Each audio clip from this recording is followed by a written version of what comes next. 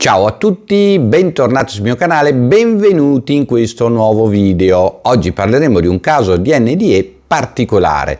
Vi dico già che è un caso piuttosto vecchiotto, ma proprio per questo è interessante. Il modo di vedere e di pensare che cambia radicalmente nelle epoche dell'umanità ci permette di approcciarci con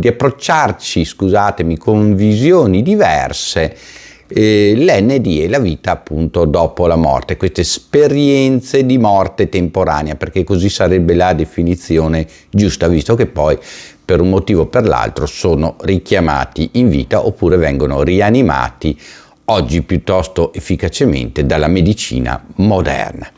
Allora, il caso di cui voglio parlarvi si riferisce a un avvenimento del 1911 che successe al signor W.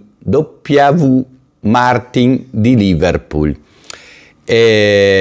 Inghilterra ovviamente, e sentiamo dalle sue parole come sono avvenuti, cosa è successo appunto in quell'epoca. Era quindi il 1911, a quell'epoca il signor Martin aveva 16 anni e si trovava a 12 miglia di distanza dalla propria casa, dalla propria abitazione, quindi grosso modo fate conto una ventina di chilometri da casa sua. Stava passando attraverso una stradina stretta quando un muro abbastanza alto, sapete che una volta i muri venivano fatti spesso a secco oppure con solo come legante della calce, quindi si deterioravano abbastanza in fretta, cioè quello che li legava si deteriorava abbastanza in fretta. Quindi proprio mentre il nostro Martin, sedicenne, passava sotto questo muro durante una giornata piuttosto ventosa, una folata piuttosto forte di vento lo fece crollare, almeno per quello che riguarda la parte superficiale. Una pietra di grosse dimensioni colpì il signor Martin alla testa e lo atterrò. Cosa successe in quel esatto momento? Il signor Martin improvvisamente si vide steso per terra, rannicchiato con una pietra sulla testa e un certo numero di persone che cominciava ad affollarsi intorno al suo corpo. Lì per lì non capiva cosa stava succedendo, ma che è quel ragazzo lì steso per terra, eccetera. Poi, in un attimo dopo, realizzò che era il suo corpo, che era lui stesso che era steso per terra e si stava guardando a mezz'aria dall'alto il corpo. Ha visto queste persone che si affollavano intorno al suo corpo spostare la pietra e qualcuno arrotolò un cappotto e glielo infilò sotto la testa con la maggior delicatezza possibile. Poteva sentire tutti i commenti delle persone vicine: chiamate un medico, si è rotto il collo, ha il cranio fracassato, non c'è più niente da fare, poverino. C'è tutta una serie di commenti delle persone che cercavano in qualche maniera di fare qualcosa. Un uomo poi improvvisamente chiese se qualcuno sapeva dove questo sfortunato ragazzo abitava, e quindi dice Martin: qualcuno chiese dove abitavo e gli venne detto che alloggiavo proprio dietro l'angolo. Così ordinò alle persone lì, agli astanti che mi stavano soccorrendo, di portarmi là. Ora, durante tutto questo tempo, dice Martin, sembrava come se fosse staccato dalla forma che giaceva a terra, sospeso a mezz'aria nel centro del gruppo, e potevo sentire tutto quello che veniva detto. Come cominciarono a spostarmi, qualcuno disse che quanto accaduto mi sarebbe stato un duro colpo per la mia famiglia, e subito provai il desiderio, provai la voglia di trovarmi accanto a mia madre e immediatamente mi ritrovai a casa, nella mia casa paterna, dove ero nato, dove ero cresciuto e dove avevo abitato finché non mi ero spostato appunto a 20 miglia da casa per fare dei piccoli lavoretti, per poter guadagnare qualcosa per la mia famiglia, dove mio padre e mia madre si erano appena seduti a tavola per il pasto di mezzogiorno. In quello stesso istante mia madre, come avesse avuto il sentimento che io ero lì o che fosse successo qualcosa, si alzò bruscamente dalla sedia e disse: Bert, è successo qualcosa al nostro ragazzo. I miei iniziarono a discutere animatamente. Mia madre non volle sentire ragioni e disse che se avessero preso il treno delle 14 sarebbero stati da me in meno di un'ora. Aveva appena lasciato la stanza per prepararsi quando bussarono alla porta d'ingresso. Era un fattorino della stazione ferroviaria con un telegramma con la notizia che ero gravemente ferito, probabilmente morto. Subito, improvvisamente, venni di nuovo trasportato. Questa volta sembrava contro la mia volontà. Quindi mentre prima si era trasferito pensando alla mamma, pensando alla propria famiglia, in questo momento era stato veniva trasportato contro la sua volontà, in una camera da letto dove una donna che conoscevo era a letto con accanto altre 2 donne molto concitate, mentre un medico era appoggiato sopra il letto. Poi vidi che teneva un bambino nelle sue mani. Subito provai un impulso quasi irresistibile di premere il mio viso contro l'occipite del neonato, in modo che esso potesse uscire dalla parte opposta della faccia del bambino. Quindi voleva sostituirsi al bambino al nascituro. A quel punto il medico esclamò: sembra come li abbiamo appena persi entrambi. E ancora una volta provai il bisogno di prendere il posto del bambino per fargli vedere che si sbagliava, che il medico sbagliava, che il bambino in realtà poteva essere salvato, poteva riprendersi. Ma i pensieri forti della madre che piangevano, che lo richiamavano, che lo risucchiarono nella direzione in cui si trovava la mamma col papà, e quindi si ritrovò Martin in un vagone ferroviario, appunto con la mamma e col papà.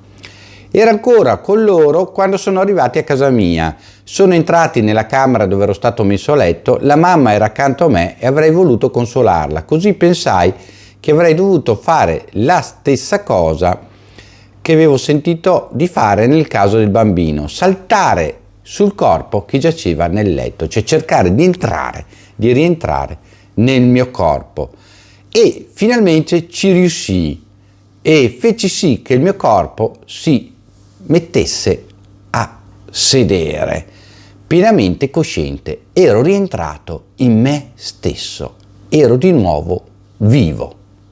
La mamma fece subito risdraiare Martin, lo fece sdraiare, ma il bambino si sentiva bene. Disse Martin che in quel momento lui si sentiva bene, appena un indolenzimento alla testa, ma si sentiva bene.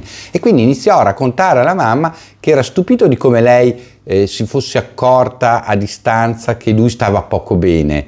E la mamma e il papà, Bert, si stupirono a loro volta del figlio Martin, che iniziò a raccontargli tutto quello che aveva visto e sentito, parola per parola.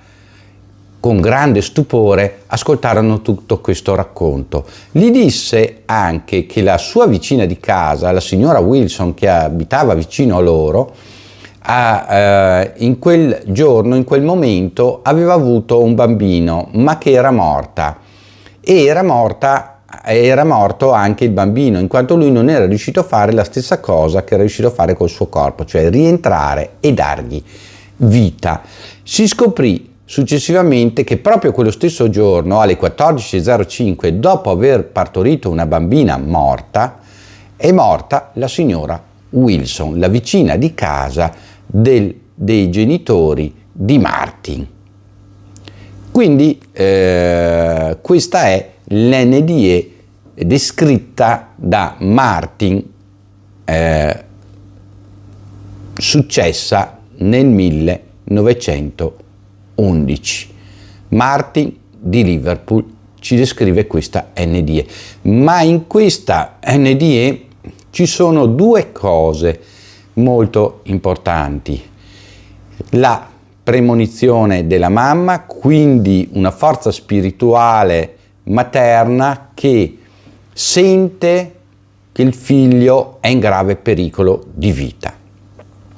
Poi c'è Martin che nella sua esperienza di NDE, nella sua esperienza di Obe, di fuori dal corpo, quindi lui non va verso la luce, non attraversa il tunnel, ma resta nell'Obe per il momento, incontra queste altre due anime che sono morte. Viene richiamato da queste due anime, quella della madre e della figlioletta appena partorita, che sono già passate oltre, e lui vorrebbe cercare salvarle, quindi vive nella sua Obe quella che viene definita una morte condivisa, un'esperienza di morte condivisa.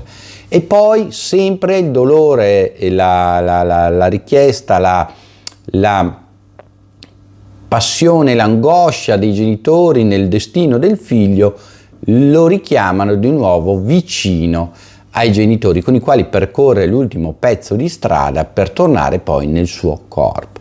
Molto molto interessante questa NDE del 1911. Questa NDE è stata raccolta in un libro che si chiama, tradotto, La transizione chiamata Morte, e vi dico anche scritto da Charles Hampton, quindi ve la dico in inglese col mio inglese maccheronico, la mia pronuncia, scusatemi, maccheronica, The Transition Called Death, cioè la transizione chiamata morte. Se vi interessa cercare questo libro, è di Charles Hampton, e quindi molto molto interessante questo racconto di NDE, perché ci apre una prospettiva ancora diversa su queste esperienze di morte temporanea. Spero che questo video vi sia piaciuto, scrivetemi sotto nei commenti cosa ne pensate, mettete il like, condividete il video sui vostri social, è molto importante, aiutate a crescere il canale, e soprattutto iscrivetevi al canale, che solo il 20% di voi è iscritto. Queste cose sono tutte gratuite e danno un grande aiuto al canale YouTube. Se non siete ancora venuti a trovarmi, venite a trovarmi anche sul mio secondo canale, Il Pirata. Trovate sempre il link in descrizione in tutti i video, e lì potrete conoscermi un po' più da vicino, un po' più come persona umana e un po' meno come relatore di questi casi di NDE. Ci vediamo in un prossimo video. Ciao a tutti da Ermanno. Ciao!